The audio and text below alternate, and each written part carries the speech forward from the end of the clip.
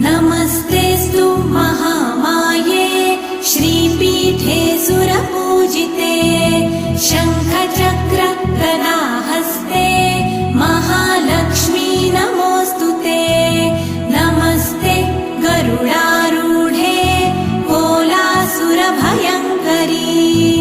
सर्वपाप हरे देवी महालक्ष्मी नमोऽस्तुते। महादेव्यै च विद्महे विष्णुपत्न्यै च धीमहि तन्नो लक्ष्मी प्रचोदयात्।